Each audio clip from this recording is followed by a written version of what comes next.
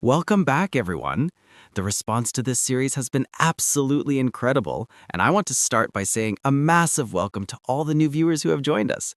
I am so excited to have you here. Today, we are going to build this, a cloud of stardust that elegantly forms our brand name, AnimTheme, and reacts to our every move. Let's get started. To start coding this amazing animation with 3D, create a folder called prac, and inside it, create a file named index.html. First, let's declare our document type. Type doctype HTML. Next, our HTML tag with a language of English. Inside that, we need a head section. Let's give our project a title, Particle Text Formation AnimTheme. Now let's link our future style sheet. Type link rel equals style sheet, href equals style.css. That's it for the head. Now let's create our body tag. Inside the body, we need to tell the browser how to load Three.js. We'll use an import map. Type script type equals import map.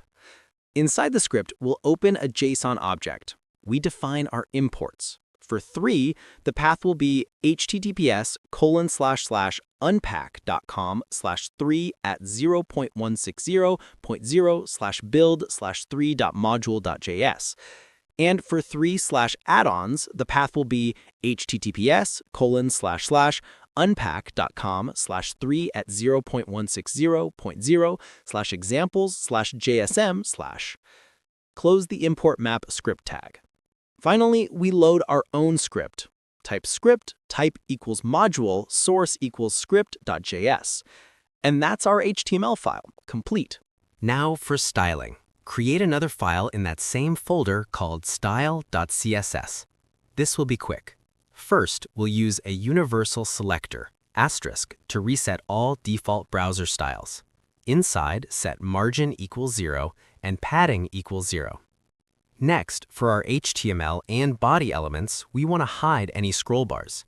Type overflow equals hidden. And let's set a black background with background color equals #000. Finally, for the canvas element that Three.js will create, we'll set its display to display equals block to prevent any weird spacing issues. Our styling is done.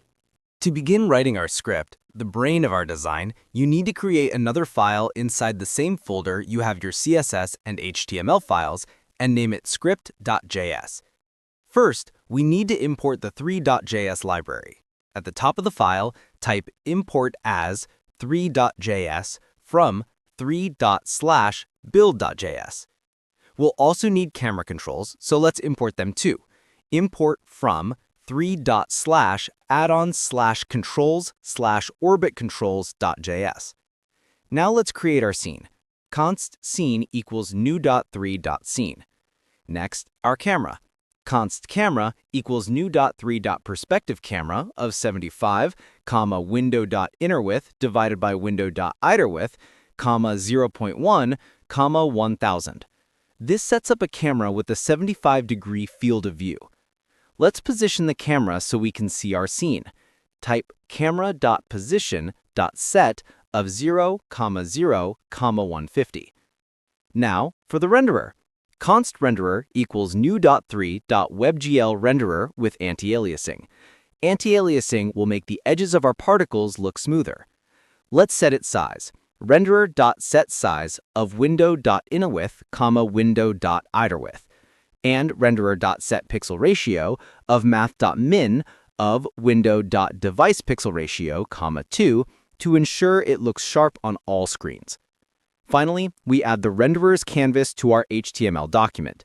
Document.body.appendChild renderer.element. Let's out our camera controls. Const controls equals orbit controls from camera, renderer.element. And let's enable damping for a smoother feel. Controls.enableDamping equals true. It's time to create our particles. First, a constant for the count. Const particle count equals 15,000. We'll use a BufferGeometry. Type const geometry equals new 3.bufferGeometry. Now, we need arrays to hold our data. First, for the current positions, const positions equals new float32 array of particle count times 3. We multiply by 3 because each position has an x, y, and z coordinate. We'll do the same for colors. Const colors equals new float32 array of particle count times 3. And for sizes, const sizes equals new float32 array of particle count. We also need to store the starting and ending positions for our animation. Const initial positions equals new float32 array of particle count times 3. And const target positions equals new float32 array of particle count times 3. Let's create a color palette. Const color palette equals new 3.color of sky blue, hot pink, and medium purple. Now, we'll loop to create the data for each particle. For I equals 0, I less than particle count, I++. First, we'll define a helper variable, const I3 equals I times 3. We calculate a random position inside a sphere. I'm using some trigonometry here with radius, theta, and phi to get the x, y, and z coordinates. We store these coordinates in our initial positions array. Initial positions I3 equals x, and so on for y and z. We'll pick a random color from our palette and store its RGB values in the colors array. And we'll give each particle a random size and store it in the sizes array. Close the for loop.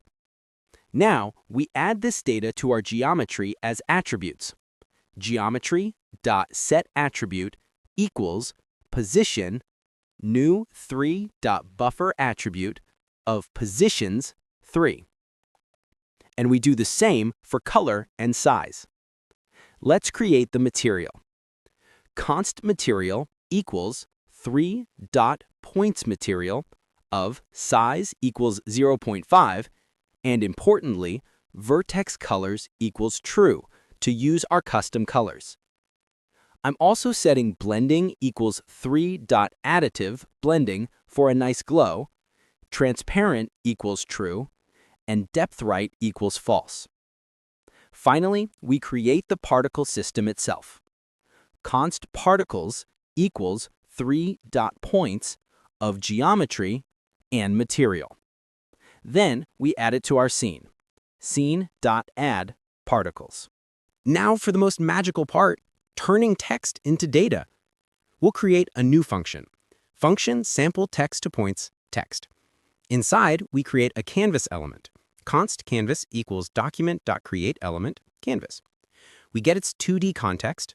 Const ctx equals canvas.getContext 2D. We define our font. Const font equals bold 100 pixels Arial. We set the font on the context and use measure text to get the width. Then we set our canvas width and height. We draw the text onto the canvas with ctx.fillText AnimTheme 0, 100. We get the pixel data with ctx.getImageData. Now we loop through every pixel. For let y equals 0, inside that, for let x equals 0, we check the alpha value of the pixel. If alpha is greater than 128, if it's part of a letter, we points.pushX, y, and finally return points. Now let's call that function. Const text points equals sample text to points AnimTheme. We'll loop through our particles again and assign each one a target position from our text points array. Target positions I3 equals point.x, and so on. I'm adding a small random z value to give the text some depth. Now for the animation. Let's create our mouse vector. Const mouse equals 3.vector2, and an event listener to update it. Window.addEventListener mouse move. Let's create our clock. Const clock equals 3.clock, and a variable for our animation progress. Let animation progress equals 0. Now, let's build our main animate function. Function animate. Inside, we call request animation frame animate. We'll get the elapsed time from our clock. Const elapsed time equals clock.getElapsed time.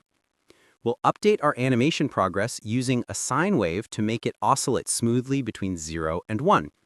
Animation progress equals math.sine of elapsed time times 0.2 times 0.5 plus 0.5. Now, we get our current particle positions array. Const particle positions equals particles.geometry.attributes.position.array. We loop through all particles for let I equals 0 until particle count. Inside, for each particle, we get its initial and target x, y, and z coordinates. And here's the key line. Current positions I3 equals 3.mathutils.lerp ix tx animation progress. We do this for x, y, and z. This is what creates the smooth transition. Now for the mouse interaction. We get the particle's current position as a vector 3. We create a 3D vector for the mouse. We calculate the distance. Const distance equals particle pause.distance to mouse 3D. If the distance is less than max distance, we calculate a disruption force and add it to the particle's current position. Close the if and the for loop.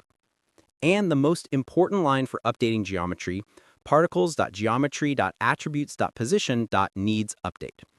Finally, we update our controls, controls.update, and render the scene, renderer.render scene camera. Close the animate function.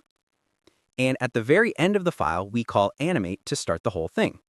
We also need our resize handler, window.addEventListener resize, to make sure it looks good if the browser window changes size.